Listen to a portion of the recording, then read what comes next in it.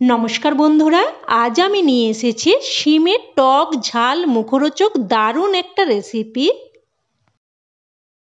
যেটা গরম ভাত বা রুটি সবকিছুর সাথে খেতে দুর্দান্ত লাগে। সব থেকে বড় ব্যাপার হলো এটা কিন্তু কোনো রকম ঝামেলা ছাড়াই আর একদমই অল্প সময়ে সাধারণ কিছু উপকরণ দিয়েই তৈরি করে নিতে পারবেন। আর শিম কিন্তু রান্নার পর অনেকটাই কমে যায়, তাই কিন্তু একটু বেশি পরিমাণেই নেবেন। আর এটা খেতে এতটাই টেস্টি হয় যে রান্না করে খাওয়ার পর দেখবেন মনে হবে আরও কিন্তু কিছুটা রান্না করলে ভালো হতো। তো প্রথমেই আমি শিমের দুদিকে যে সরু সুতোর মতো অংশগুলো থাকে ওটা দেখুন বাদ দিয়ে দিয়েছি। তবে একদম টাটকা শিম হলে এই সরু সুতোর মতো অংশগুলো কিন্তু বের করতে একটু বেশ অসুবিধাই মনে হয়। তো শিমগুলোকে এবার আমি দেখুন দুটুকরো করে কেটে নিলাম। এবার এগুলোকে ভালোভাবে ধুয়ে নেব। তো দেখুন একদম ভালোভাবে ধুয়ে নিয়েছি। এবার এখানে নিয়ে নিচ্ছি দুটো টমেটো, আর টমেটোর উপরে এইভাবে দুদিকটা আমি একটু করে কেটে দিচ্ছি। তো টমেটোটাও রেডি করে নিলাম, আর টমেটোও কিন্তু আমি খুব ভালোভাবে ধুয়ে নিয়েছি। এবার এখানে আমি নিয়ে নিয়েছি কিছু মটরশুঁটি। এবার মটরশুঁটিগুলো ছাড়িয়ে নেব। তবে আপনারা চাইলে কিন্তু মটরশুঁটি ছাড়াও রান্নাটা করতে পারেন, তবে এই শীতের মরশুমে কিন্তু একটু মটরশুঁটি দিয়ে দিলে খেতে বেশ ভালো লাগে। তো মটরশুঁটিগুলো রেডি করে নিলাম। এবার আমি এখানে নিয়েছি একটা প্রেসার কুকার। এবার এই প্রেসার কুকারের মধ্যে শিম, টমেটো, মটরশুঁটি সব কিছু একে একে দিয়ে দেব।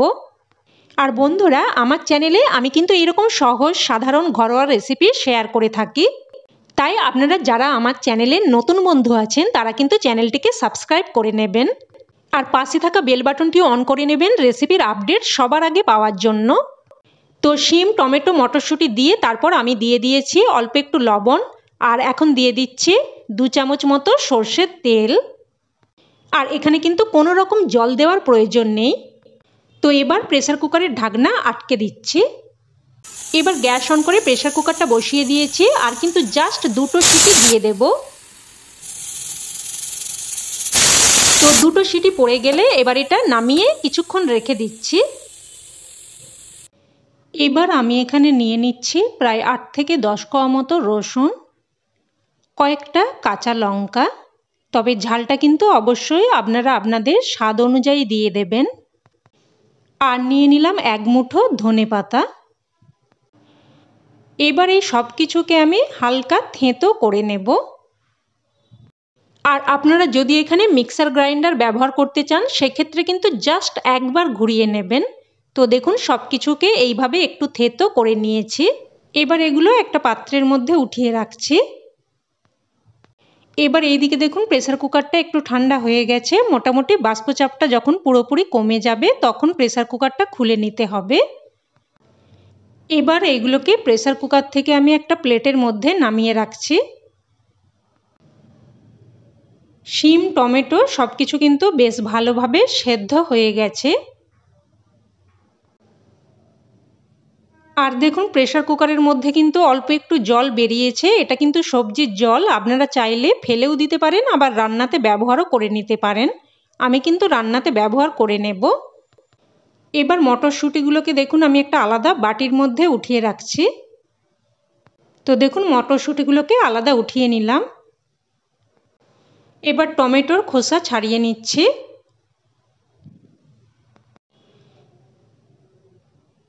এবার শিমগুলোকে মেখে নেব। বন্ধুরা, শিমের এই রান্নাটা এইভাবে একবার হলেও বানিয়ে দেখবেন। খেতে দারুণ মুখরোচক ও দারুণ টেস্টি হয়, আর বানাতেও একদমই কম সময় লাগে। তো দেখুন শিমগুলোকে মেখে নিয়েছি, আর খুব ভালোভাবে মাখার প্রয়োজন নেই, মোটামুটি এইরকমভাবে একটু মেখে নিলেই চলবে। আর শিম মাখার সময় দেখবেন এইরকম অনেক সুতোর মতো অংশ বেরোয়, তো এইগুলো বাদ দিয়ে দিলাম। এবার টমেটোগুলোকেও শিমের সাথেই মেখে নেব। তো টমেটো আর শিম সব কিছু একসাথেই মেখে নিলাম। এবার গ্যাস অন করে কড়াই বসিয়ে আমি দিয়ে দিলাম অল্প একটু সর্ষের তেল, প্রায় ছোট চামচের 2 চামচ মতো। তেল হালকা গরম হয়ে আসলে ফোড়নে দিয়ে দিলাম 1/2 চামচ কালো জিরে আর 2টো শুকনো লঙ্কা। এবার ফোড়নটাকে নাড়াচাড়া করে কয়েক সেকেন্ড ভেজে নেব। তো ফোড়নটা ভালোভাবে ভেজে নিয়েছি।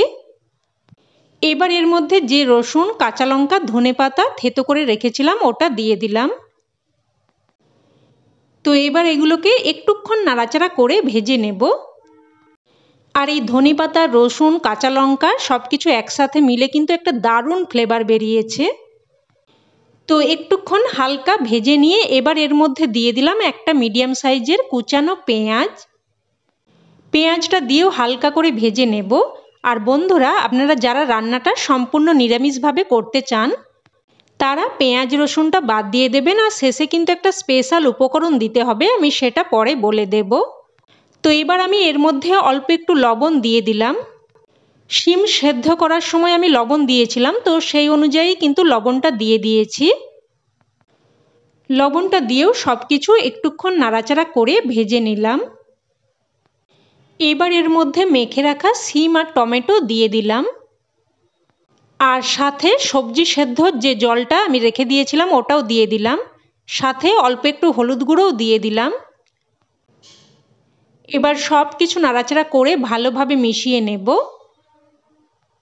মিশিয়ে নিয়ে এবার সেদ্ধ করে রাখা মটরশুঁটিগুলোও দিয়ে দিচ্ছি। আর আপনারা চাইলে কিন্তু শিম টমেটোর সাথে মটরশুঁটিগুলো মেখেও নিতে পারেন, তবে মটরশুঁটি কিন্তু মুখে পড়লে খেতে বেশি ভালো লাগে, তাই আমি মটরশুঁটিগুলো কিন্তু আলাদাভাবে রেখে দিয়েছিলাম। এবার দেখুন সব কিছু নাড়াচাড়া করে বেশ একটু কিন্তু শুকিয়ে নিতে হবে। মোটামুটি মিডিয়াম টু হাই ফ্লেমে একটুক্ষণ নাড়াচাড়া করলেই কিন্তু এটা শুকিয়ে আসবে। তো দেখুন অনেকটাই কিন্তু জলটাকে শুকিয়ে নিয়েছি।